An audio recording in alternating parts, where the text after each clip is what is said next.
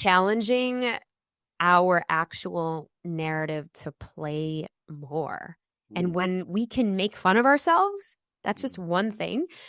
But we're actually taking ourselves less seriously and allowing ourselves to actually be seen in a very different way. From the mess ups to the havocs to just, oh, okay, she's actually just like us, going through the same things. And so that has shifted everything I do in so many ways. And I would challenge anyone who thinks the opposite.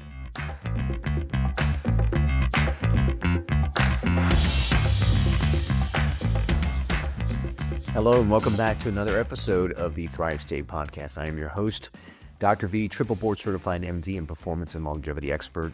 And I want to welcome you in today to deliver to you a conversation that is about a very important topic, that of resilience. And I can feel that there is a lot of mixed emotions with all the changes that are happening this year. We've got AI changing the way people work. We have a new administration that I know some people are very excited and hopeful for, and then other people are very anxious and concerned. And so when things happen, when things change, it often brings about mixed emotions. And certainly if we are reacting to certain things that are happening, if we don't agree with certain things that are happening, it can often make us feel stuck. We might be thinking, that sucked. Now what? Which is why I'm very pleased to bring this conversation of an author of the book entitled That Sucked, Now What? Dr. Neeta Bhushan. She's actually a very good friend of mine, but what a important topic to discuss. Resilience, which is really the ability to bounce back after we have been stressed. Now, there's another separate YouTube video that I talk about resilience, so feel free to dive in a little bit deeper. But, the way I look at resilience, one, we have to have adaptive capacity. So human beings, and I believe most ecosystems out in life, has a built-in capacity to respond to stress, to respond to change, but it has to be a healthy ecosystem. So for us to be adaptive mentally, physically, emotionally, we have to have energetic reserve. Jim Lohr, a social psychologist, talked about this concept of resilience, meaning you get stress and then you have some time to recover. It actually makes you grow stronger and more resilient. And in fact, when we started to study cells that are given pressure and stress, they actually are stronger and they live longer than the cells that haven't. But it's important that you've got energetic reserve to recover so that stress doesn't break you. And if you've been following this podcast, being in the Thrive state actually increases and elevates your resilient or adaptive capacity. If you want to learn more, feel free to pick up a copy of my book at thrivestatebook.com or get some free resources at thrivestatestarter.com. And then you want guides and worksheets to keep yourself accountable to getting into Thrive State, download the free toolkit at mythrivestate.com/toolkit. Now, if you are a first-time listener to the podcast, welcome. I hope this is a place where you can hear new perspectives on different type of thought leaders and experts in the field of human potential that encapsulates health, longevity, wellness, biohacking, relationships, because they all play such a crucial role in our life. And I think we're meant to be on Earth School and Human School to elevate ourselves. And so it's great to be able to learn from teachers that have taken a deep dive into their respective topics in the field to be able to share this information for you. And so welcome in if you're a first-time listener. If you are a returning listener, welcome back. Thank you for being a part of the growth. If this podcast has served you, please share it with your friends and family members. Make sure you subscribe and engage with the content by leaving questions in the comment section.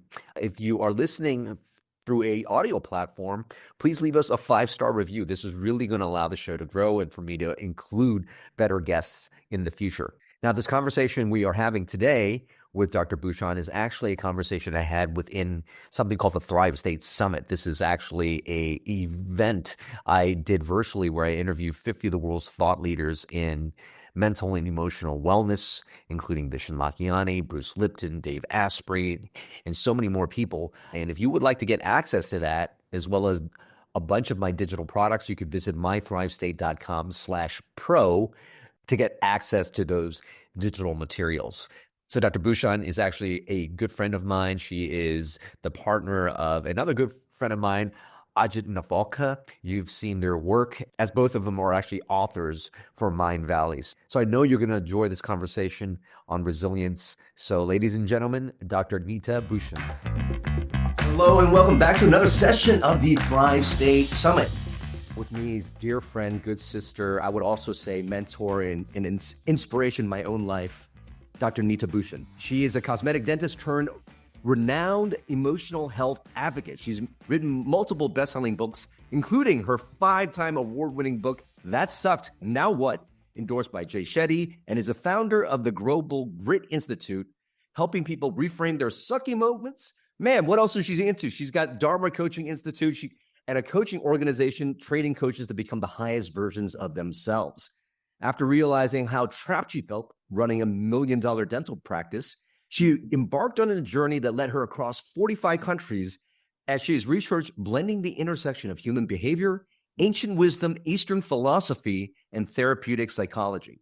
That knowledge, along with other life experiences, overcoming multiple adversities, which include being orphaned at a young age, surviving an abusive marriage, extensive loss, has contributed to the powerful message of resilience in the work that she shares. She's a mother of 2, currently lives in Austin with my good friend Ajit and her 2 beautiful children. Neeta, welcome to the summit. Dr. Kien. Oh my goodness, I'm so excited. Thank you so much for having me. That's a powerful intro. And you do Well, well. I mean, you live such a powerful life. Like me, you go to this successful professional that you spent so many years cultivating, but yet you pivoted to become one of the world's leading emotional health advocates. Can you share some pivotal moments and experience that made you go through this transition? Oh gosh, yes.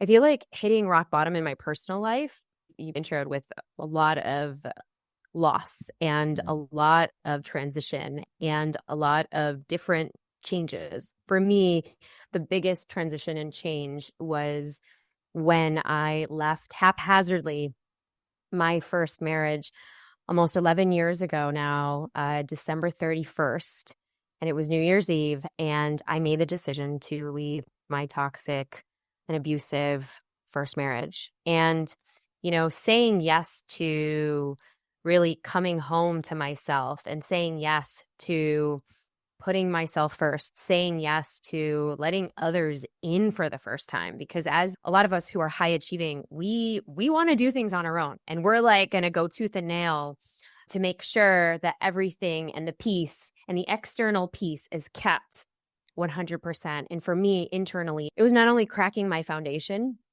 and also it was physically ruining me to the point where I thought my life was at stake. And that decision, and I call them now these brave decisions, was a courageous moment and stepping stone for me to then unlock every single area of my life, from my profession to then starting the next 7 years in focusing on healing so that I could be in a thrive state. And I think that we had to come through a breakdown. And for me, it was shattering into 1,000 pieces and allowing people to actually help when I actually asked for help. And for folks who come from like medicine or dentistry, it's so hard for us to have that humility to say, I actually need help. I'm drowning on the inside. And so that was one of the first major milestones. And then what I found was, because at my true core, I am a researcher, and I've been literally fascinated from human dynamics ever since I was a child.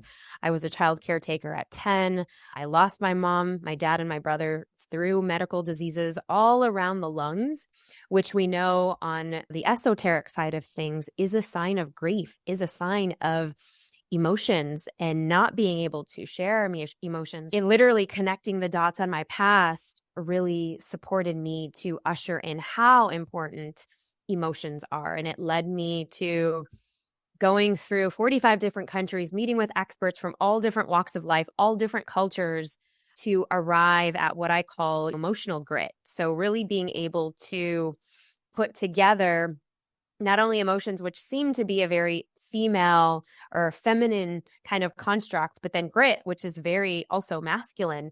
And that started to take me off into the fields of kind of organizations and C-suite executives and leadership to really arrive at this heart-centered piece.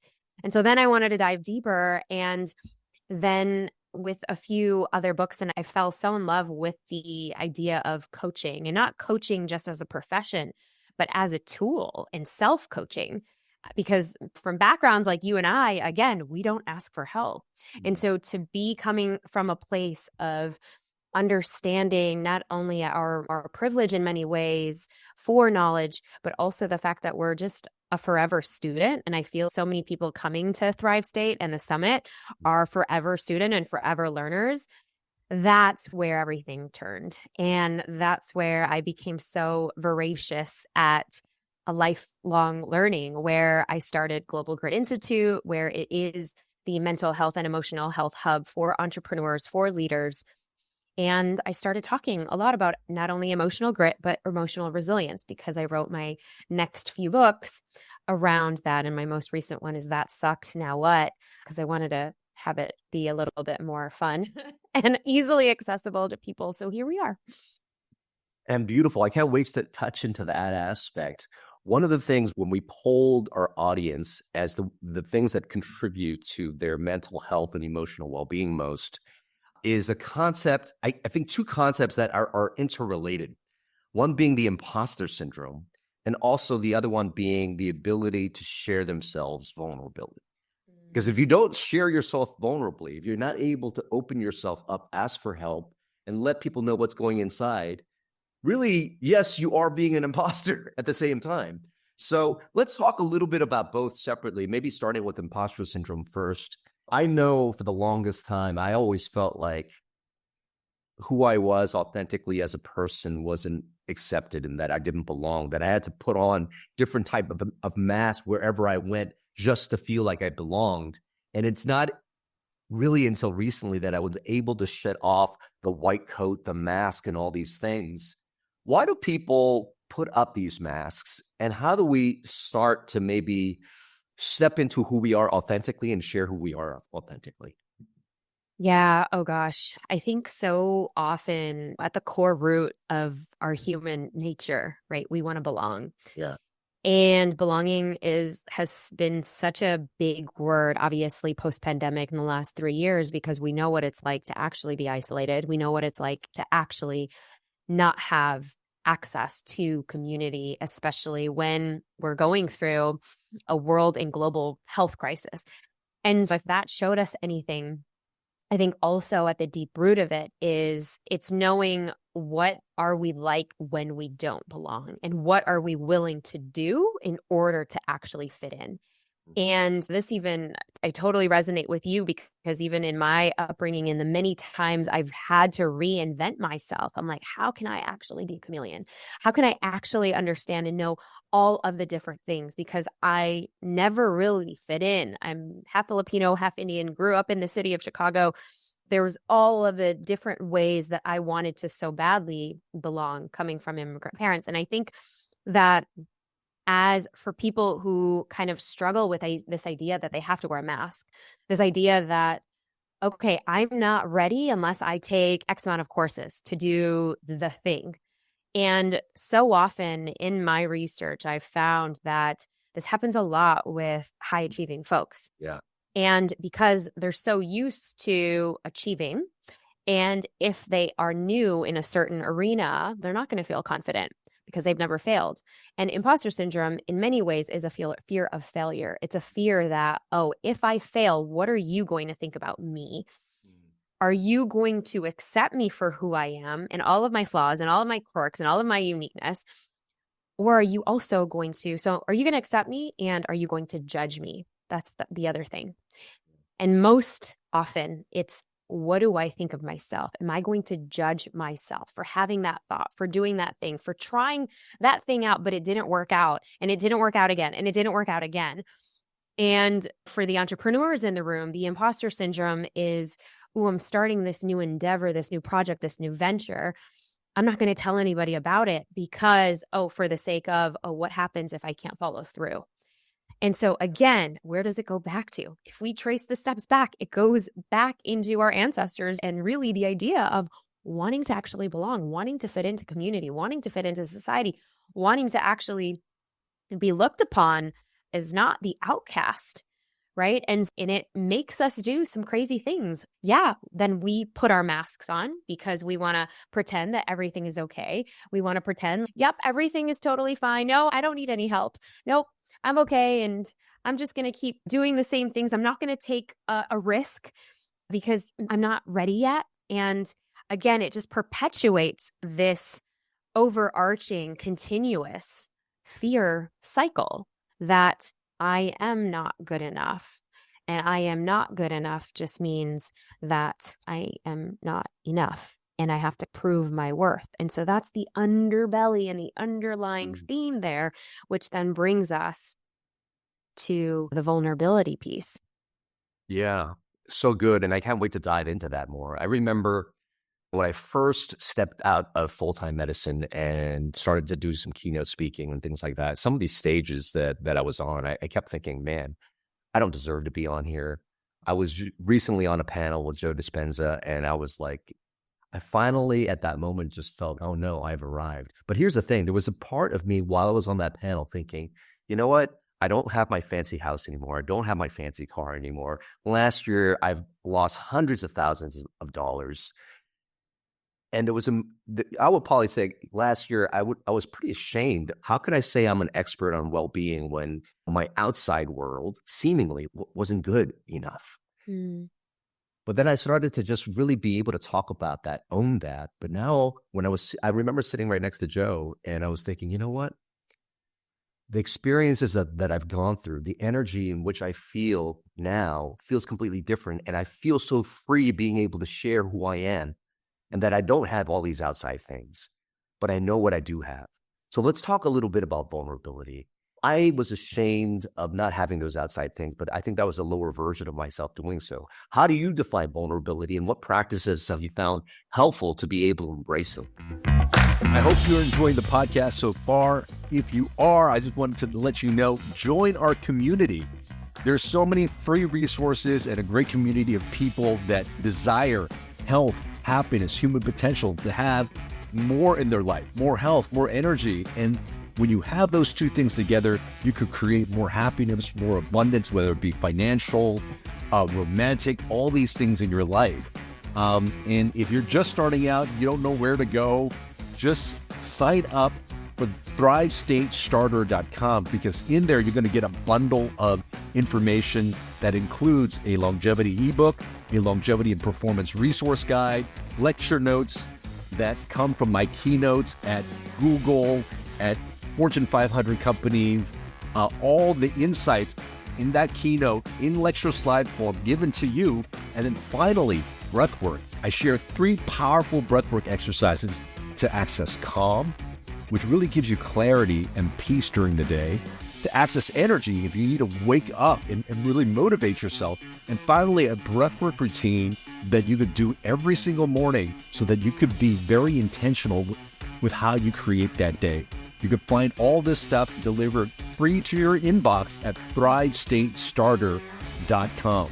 And our community is growing. If you want to be a part of a community of people that desire the Thrive State, that are really in Thrive State themselves, and help other people along with that, you could be a part of the community. You can get group coaching from me. We do breathwork sessions, meditation sessions, and you also get to drop in and participate in podcasts in the future. You could find more about the community at mythrivestate.com. That's mythrivestate.com.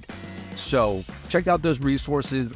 You're not going to be disappointed. And please enjoy the remainder of this podcast. Wow. Yes. And I'm so grateful that you went through that whole season. I honestly think I'm like, I love him more just because it's relatable. When we access more of our humanity for people, especially people who others would probably keep on that high pedestal because you're a doctor, because you've gone through years and years of training. And I think that for a lot of us, it's hard to showcase that vulnerability. I can so relate going back to when I sold my practice because there was an identity piece attached to it that I had hit 7 figures in my business before I was 30. And I was this very young female entrepreneur doing all the things. I had so much attachment to that. And then I had this very public, messy, very shameful divorce coming from an Asian culture like myself. I didn't even want to share.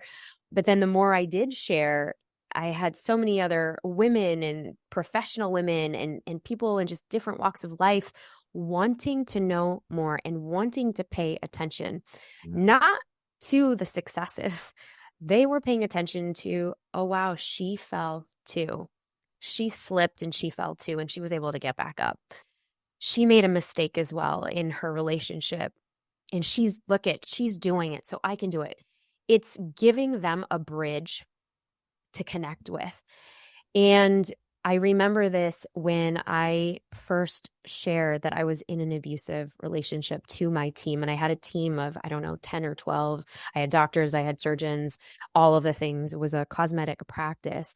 And I remember I had my white coat and I had my goggles, my 3D goggle glasses looking in people's mouths. And it was just laying on my chest. And I had 4 different operatories. It was a really busy day. It was a Monday, first Monday of the new year. And I go into my office and I'm thinking, what am I going to do? I have all of my things packed up in my fancy SUV because I had just left. And I was like, maybe I'll stay the night here at this office. I own this office. Then my name is on this door. But I'm like, I need to tell somebody. I need to tell people that, like, what if I have to leave during the day? And so I worked myself up so much. And I'm like, I cannot tell my team. And then I was in the middle of a procedure and literally I just got up. We have a PA system. And I said, everybody into the lunchroom right now. And it was a big break room. Everyone's in their scrubs and their outfits. And they're like, why are you calling a meeting in the middle of the busiest day? We have a room full of patients. And I'm like, I took my mask off and I'm like, I need to tell you guys something. I can't keep this in anymore. And my heart was racing. I said, and I just blurted it out. I'm going through this divorce. I just left over the weekend and I'm a mess. And I just started, like, waterworks started coming out. And for the first time in years, literally, it's like the bricks started to just melt away. And all of the heavy baggage that I was carrying around judgment, around to take the mask off to actually show people the struggle that you're actually going through. And I'm like, I don't even know if I'm going to be able to keep these office doors open. And I know many of you rely on income. And so I just shared all of it. And in the 5 minutes, they're like, we had no idea you were even going through something like this. My sister went through something. My mom, do you need help? Come and stay at my house. Like, all of these things that were so open because you're able to let people in. And that for the first time, because they put you on whatever pedestal, now you're human to human. And as humans, we've all gone through some bad stuff. Yeah. And that's where it makes us so relatable. And every time I've told a different version of that story, whether it was on stage or in classrooms or in workshops, it started to just open up more and more. And so much so that one of my first speaking gigs was at Google. And it led me to the startup world. It led me to Palo Alto, to the high schools that were losing their kids to suicide. And I was able to relate just because of some of these stories that I would share. And I had no idea. I was a dentist. I'm like, what's my business doing over there? And relate so much for anybody who's watching this right now, who struggles with vulnerability and who struggles with just, oh, what if I'm judged, or what if I'm perceived less than? I would challenge you to think the opposite, because it's actually when we are sharing some of our moments that actually makes us more human. And right now, people are craving that real and true authenticity from others, because years have passed since having the highlight reel of social media because people really want to know, what is it that you're actually going through? And not only that, what are some of the tools that you've done to actually overcome it? And so for me, I've used it, whether I've taken like storytelling workshop classes, you and I have talked about this, I joined an improv class to get out of my shell so that I can be more in the zone of being like less perfect and more just nuanced and being able to make jokes. I took 2 different stand-up comedy classes so that I could actually make fun of some of the misery that I've gone through. And so I think that honestly, and now I've used some of these exercises in many ways. They're in my book. They're actually in my guidebook as well. But I think in so many ways, it's challenging our actual narrative to play more. And when we can make fun of ourselves, that's just one thing. But we're actually taking ourselves less seriously and allowing ourselves to actually be seen in a very different way. From the mess ups to the havocs to just, oh, okay, she's actually just like us, going through the same things. And so that has shifted everything I do in so many ways. And I would challenge anyone who thinks the opposite. Oh, wow. That was so good. That really gives a framework for doing and really being able to apply vulnerability and why to do it. And I think when you're vulnerable and authentic, you really shed off the imposter syndrome as well. I know we're a little short on time today, and thank you so much in your busy day just sharing yourself with us. Can you give us the key things from your new book, That Suck Now What, on emotional resilience? You're running 3 to 4 crazy busy companies. You're a mother of 2. You're also a wife. There are going to be sucky moments that are in there. How do you do it all, and how do you develop this emotional grit? What are probably some of the key takeaways that you can probably share with people listening now? Yeah, from That Suck Now What, I talk about 3 big principles. And the first is making peace with the moments that sucked. Because this is the human experience. We are going to go through havoc. We are going to go through chaotic moments. We're going to go through messy moments. And I talk about this concept called the bounce factor, because the way that I define resilience now is different than when I defined it in emotional grit.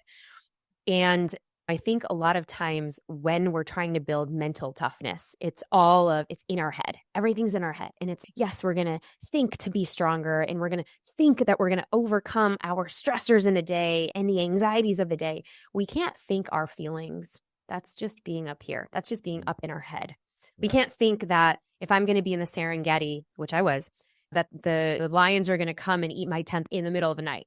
I still have PTSD from that moment though, but that was me thinking that lion was going to come, envisioning that lion was going to come. But what am I actually feeling here? What am I feeling in my heart? So I go through a ton of different examples to actually start to connect back with your body, to feel some of our emotions that we've been so disconnected with, because it's so easy to numb, distract, bury, avoid. With all of the vices, we have dopamine hits everywhere, and it's constant. So it's easy if we want to avoid something that we've been pushing off to the side, or in my lens of life for 2 decades of my life. And in That Suck Now What, I talk about building your bounce factor. And one of the things we do is with resiliency, resilience in Latin means resiliere, which means to bounce back, literally. It doesn't mean to stay tough as nails. To bounce back means you have to have agility. You have to have flow. You have to have and be okay with nuance, and to be okay when things fall. And that's the beauty of being in flow. And so it's making peace with your past. So whether it's your upbringing, whether it's with the things that didn't go right, even if it didn't go right yesterday, the day before, or maybe an hour ago, every single minute, this next hour, you can start completely new. You can start evolved and start moving forward. So that's the first thing, making peace with your past, upbringing, looking at a deeper lens of how were you growing up? Who were your caretakers? Were you allowed to cry? Were you allowed to show tears? Were you allowed to get upset? A lot of times it's reparenting ourselves. The second thing is, how are you in your current environment? Are you okay with good stress? And we talk about good stress in terms of the cold plunge and getting ourselves all fired up. Like, that's one way. But good stress could also be maybe calling that friend that you haven't spoken to in a decade, maybe reaching out to a person that you want to get closer to, even if you might have a micro rejection and they might not even respond to your text or your call, but to actually reach out anyways, because you want to be known as something different.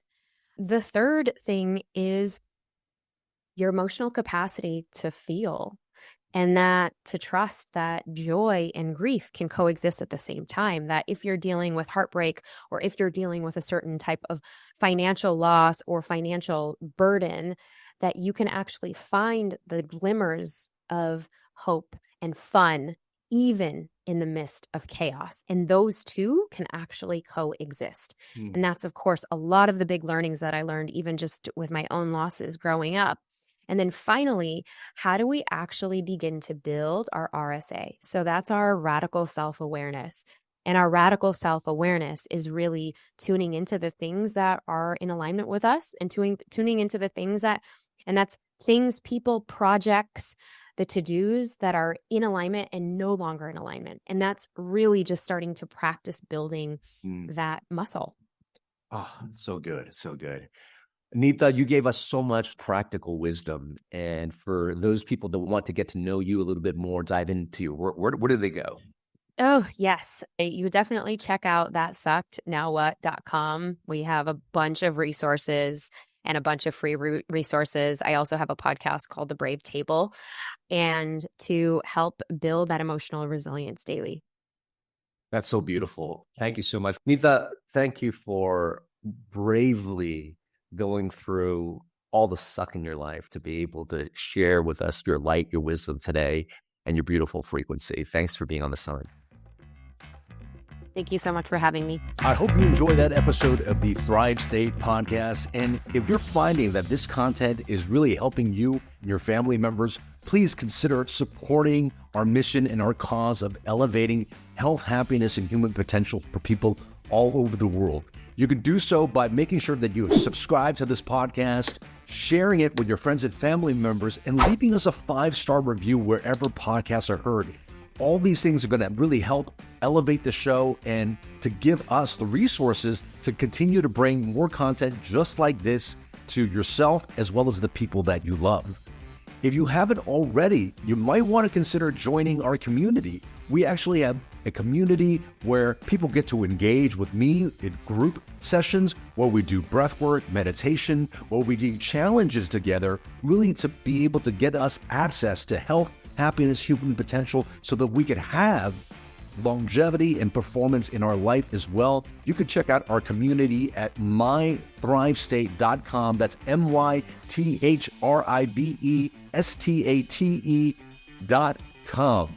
And if you haven't already, pick up a copy of my book, Thrive State. It really gives you all the tools, the pillars that you need to create a blueprint to control the energetics of your life. Who are you? How you show up in the world?